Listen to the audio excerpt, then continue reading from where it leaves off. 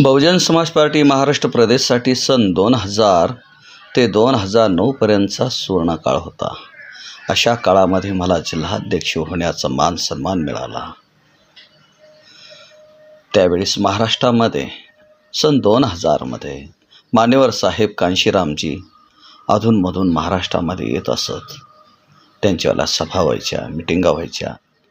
तर अशाच काळामध्ये की आरक्षण शताब्दी महोत्सव 26 जुलै 2002मध्ये हा कार्यक्रम कोल्हापूर येथे घेण्यात आला होता. या कार्यक्रमासाठी मान्यवर साहेब कांशीरामजी आणि बहुजन समाज पार्टीची महाराष्ट्राची संपूर्ण टीम त्या ठिकाणी उपस्थित होती. त्यावेळेस प्राध्यापक डॉक्टर सुरेश माने यांना मोठी किंमत होती. ते महाराष्ट्राचे महासचिव होते आणि योगायोगाने महाराष्ट्रातली अहमदनगर ही मोठा जिल्हा त्यांच्याकडेच प्रभारी म्हणून होता. तर आम्ही त्यांच्या नेतृत्वाखाली महाराष्ट्रामधील अहमदनगर जिल्ह्यामध्ये काम करत होतो. मी नगर जिल्ह्याचा अध्यक्ष असताना आम्हाला कळत नव्हतं की अहमदनगर जिल्हा कसा उभा करायचा, काय करायचा, पण अनुभवाने आम्ही सर्व काही शिकलो. तर मान्यवर साहेब कांशीरामजींनी 26 जुलै 2002मध्ये आरक्षण शताब्दी महोत्सव निमित्ताने एक मोठा सप्ताह कार्यक्रम कोल्हापूरमध्ये घेतला होता. त्या कार्यक्रमासाठी बहीणकुमारी मायावतीजी तत्कालीन मुख्यमंत्री होत्या आणि त्या महाराष्ट्रामध्ये पण आल्या होत्या.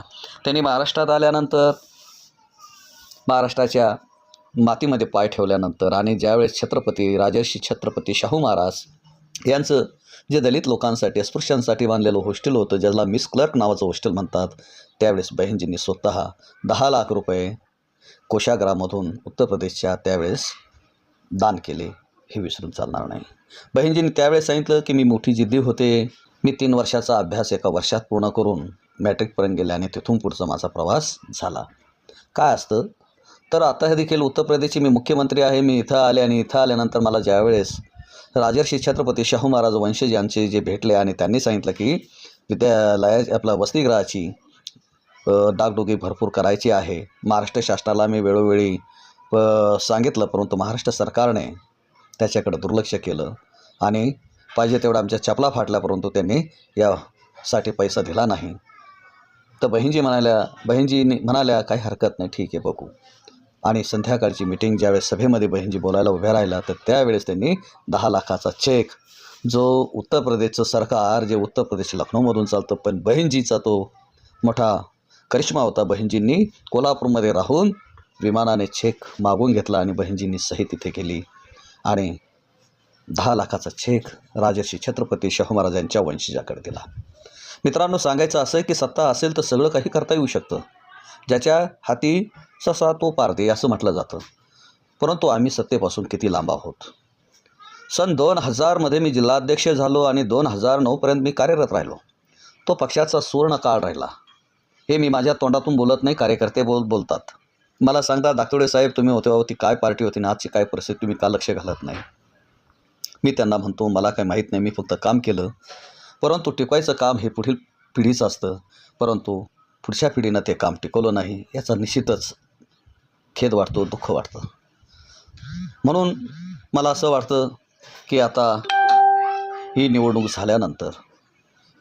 झाल्यानंतर जी आता सध्याची विधानसभा निवडणूक लागलेली आहे, महाराष्ट्रामध्ये आचारसंहिता आहे. आता या काळामध्ये तुम्ही काय संघटन उभं करू शकतात. मी कोणत्या भाषेमध्ये प्रदेशाध्यक्षांना बोलू शकेल, कोणत्या भाषेमध्ये मी बहीणजीपर्यंत पत्रव्यवहार करू शकेल की महाराष्ट्रामध्ये काहीतरी केलं पाहिजे. परंतु मित्रांनो, तुम्ही जर खरोखरच बहुजन समाज पार्टी आणि मान्यवर साहेब कांशीरामजी बहीणजी यांचं नेतृत्व आणि विचारधारा जी बाबासाहेबांची, फुलेशाह आंबेडकरांची विचारधारा आहे ती मान्य करत असाल तर मी तुम्हाला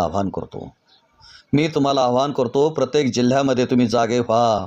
तुमचे जिल्ह्याचे पदाधिकारी, तुमच्या विधानसभेचे पदाधिकारी लायक जर नसतील तर तुम्ही स्वतः पुढे या. तुम्हाला हे बॅरिकेड तोडावंच लागणार आहे. कारण आपला पक्ष जो 2004-06-09पर्यंत कोणत्या पद्धतीमध्ये वाढत गेला होता आणि तो पक्ष खाली का यायला लागला. महाराष्ट्रातील नेत्यांचे त्यावेळेस काही धोरणं चुकली. त्यांनी स्वतःची आता या घरातून निघून वेगळी घरं बांधलीत. काहींनी वेगवेगळ्या संस्था काढल्या. पैसा अमाप झाला, त्यांना पैसा कमावला. परंतु अशा भामटे आता पक्षात राहिले नाही. पण जे कोणी आता भामटे असेल, दलाल असेल, त्यांना बाहेर काढायचं कामसुद्धा आपलंच आहे. तुम्ही जर प्रामाणिक आहात तर तुम्ही प्रत्येक जिल्ह्यामध्ये पदाधिकाऱ्यांच्या विरोधात जे पदाधिकारी अगदी नाव टाकून हे पदाधिकारी लायकीचे नाही, हे पक्षाला फसवतात. या विधानसभेच्या निवडणुकामध्ये ज्यांनी ज्यांनी तुमच्याकडं एक्स्ट्रा पैसे घेतले, तुमच्याला फसवलं, नाडवलं असन, तर तुम्ही त्या विरोधात आता दंड थोपटा. कारण बाबासाहेब कांशीराम साहेबांची ही चळवळ आहे. बाबासाहेबांनी स्वतःच्या कुटुंबासाठी ही चळवळ कधीही चालवली नाही. आणि राहिला विषय कांशीराम साहेबांचा, तर कांशीराम साहेबांनी तर घरच बनवलं नाही, स्वतःचं बँक अकाउंट खातं नाही. असे होते आमचे मान्यवर साहेब कांशीरामजी, की ज्यांचा ध्यास होता की या बहुजन समाजाला मला हुकमाराम सत्ताधीश बनवायचं आहे. परंतु मित्रांनो, आपल्या ह्या समाजाची परिस्थिती बिघडायला सगळ्यात मोठं कारण कोण आहे? कारण आजवर नेहमीच पक्षाच्या नेतृत्वाकडून किंवा जे प्रभारी आले, सक्षम नेतृत्व आणि सक्षम नेतृत्वाने घेतलं पाहिजे पद असं म्हणून सांगितलं जातं.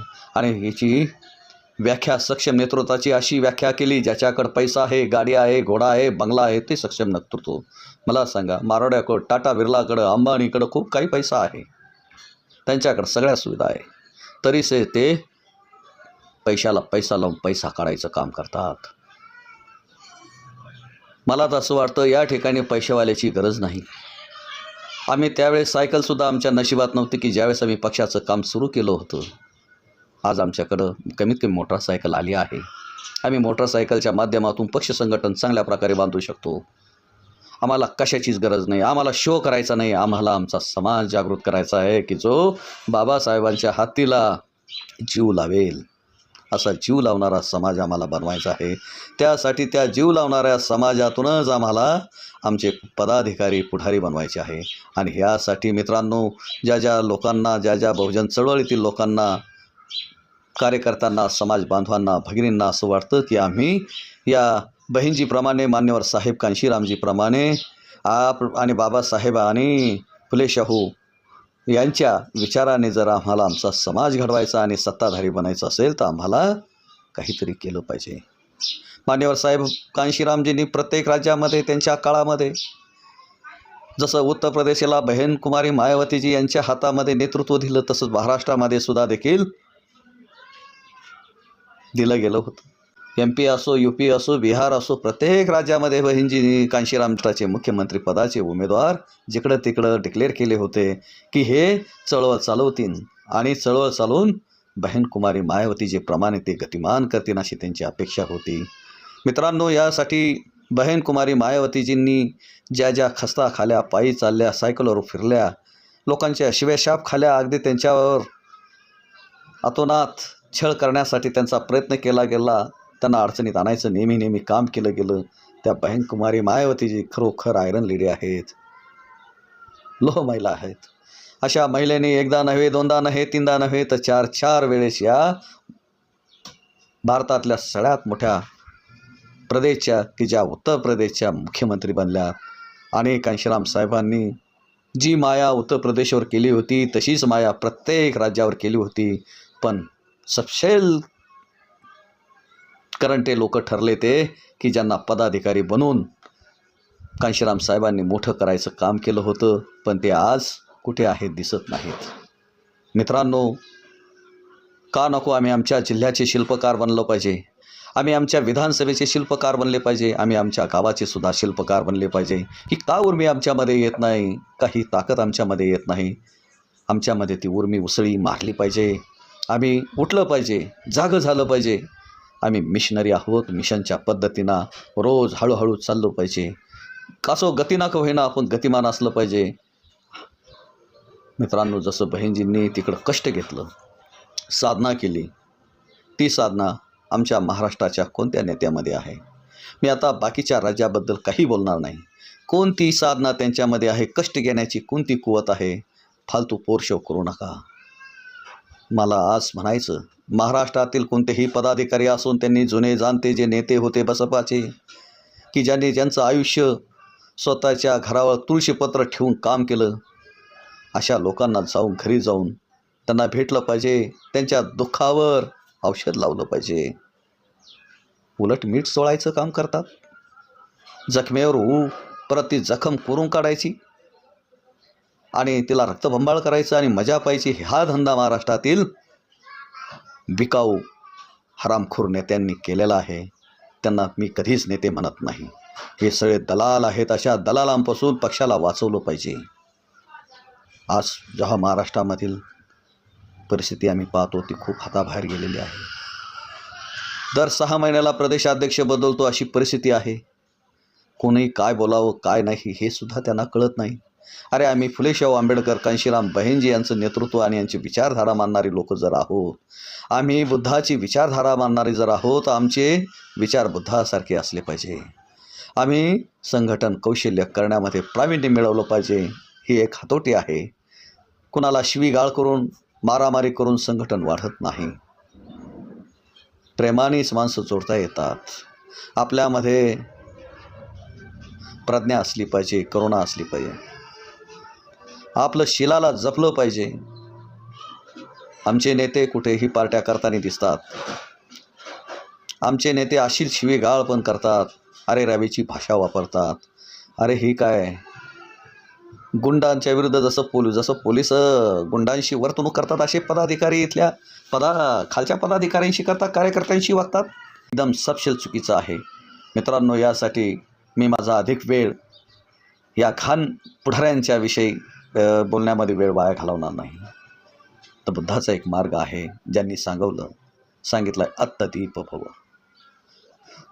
आपण स्वतः प्रकाशमान झालं पाहिजे, प्रकाशित झालं पाहिजे, स्वयंप्रकाशित झालं पाहिजे. आपल्याला प्रश्न करायची सवय असली पाहिजे.